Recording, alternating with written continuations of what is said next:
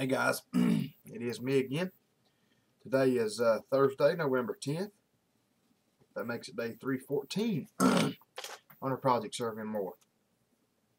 I'm going to try to make this as quick as I can tonight. I don't know how successful I'll be at that, but I'm going to try. As always, it's good to see you all here tonight. It's good to have you here. Okay. Let me get that cup out of the picture. Yeah, it's good to be here. Hope y'all are doing all right. I really do.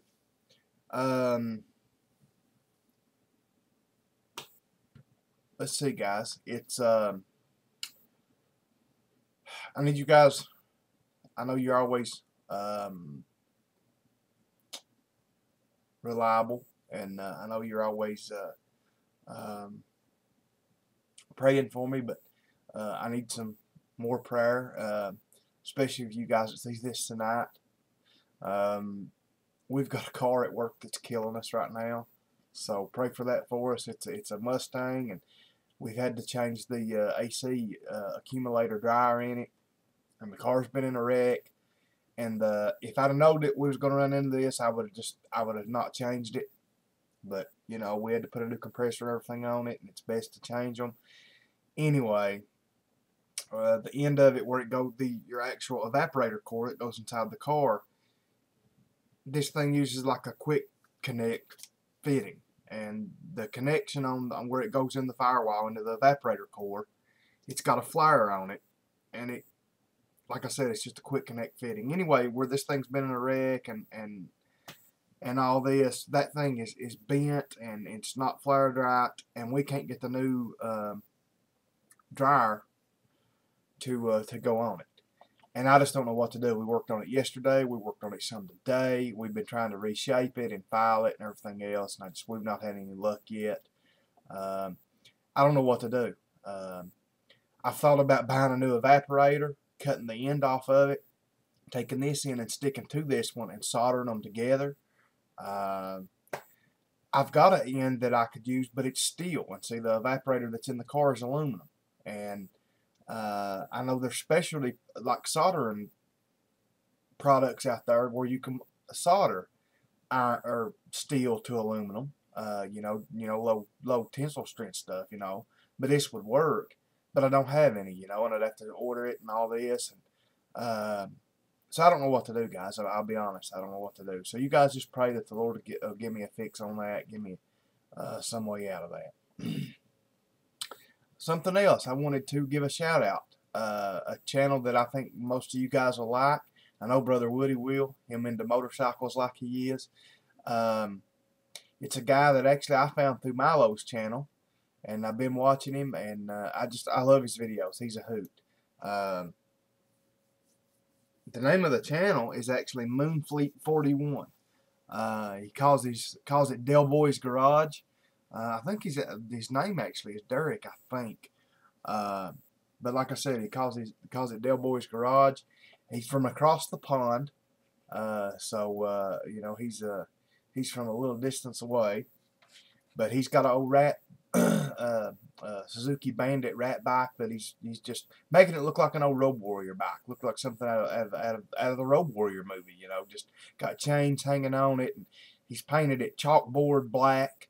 Actual chalkboard paint that you can buy, coating, and he's made so many videos showing this bike, and he's a hoot to watch. Like I said, I think Milo give him a shout out one day, and I checked his channel out, and like I said, he's a hoot to watch.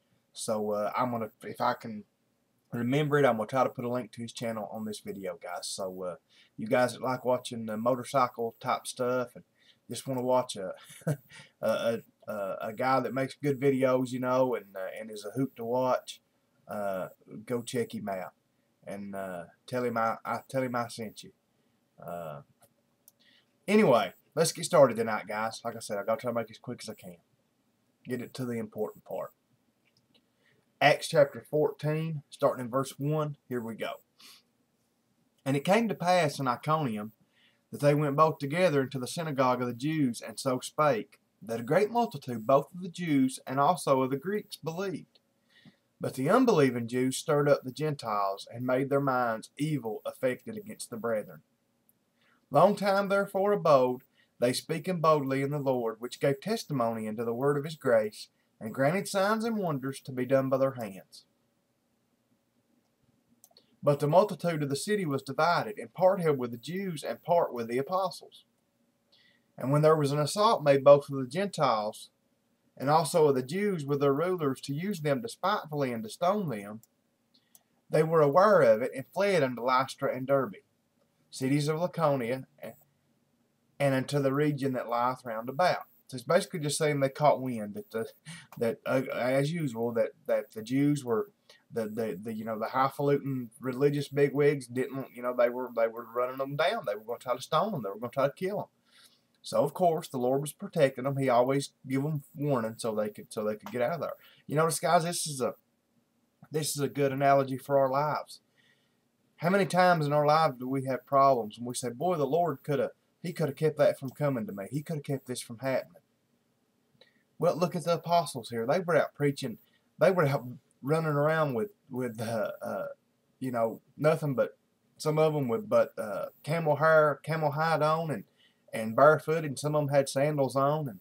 And I know, what was it Darren said in one of his videos one day? See, Mikey said this. I know he don't care nothing about men in sandals. Said the only man that looked good in wearing a sandal was Jesus. I mean, that's the truth. These guys were going around doing, and I had to put that in there to poke at you a little bit, Darren, but, these guys were out here doing the Lord's will, starting the church, and guess what? God didn't take this away from them. God didn't take these troubles away from them. They still had these troubles. These leaders, these Jews, man, they still aggravated the tar out of them, tried to kill them. But guess what God always did? He gave them a way out. He gave them a way through the problem. He didn't take it away. And that's something that most of us, and that's something that it took me a long time. I'm still learning it. But I'm beginning to learn that. I used to do that. I used to get mad at God because, why did you let this happen to me, God? If you love me and you want me to do these things and I'm saved and all this, you should have took this problem away from me.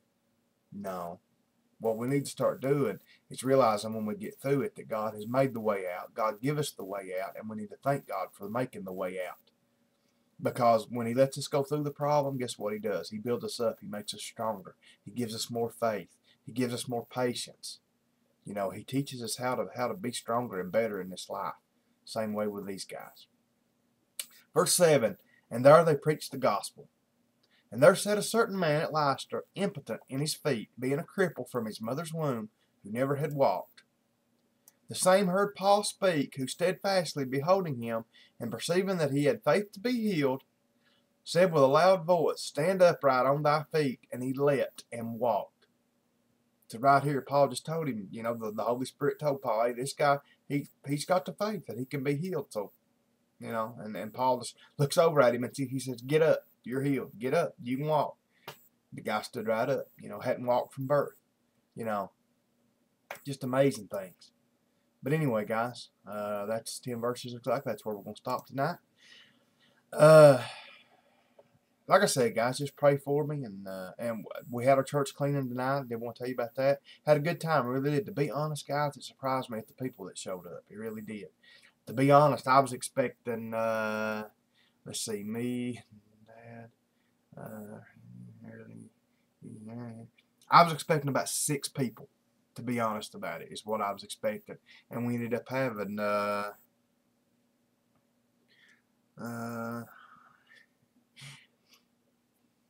let's see, I'm going to count this out. We ended up having about 13 or 14, maybe 15. I'm probably forgetting somebody.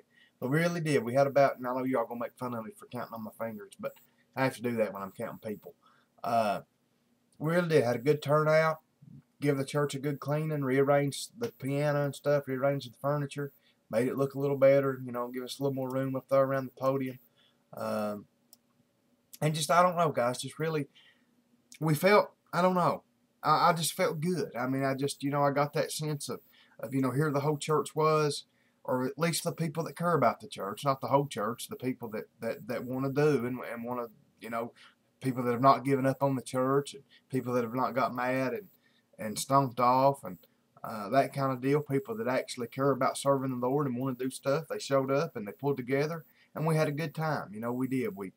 I just don't know. I'm just, like I said, I just felt the Holy Spirit there on us so much. I mean, I really did.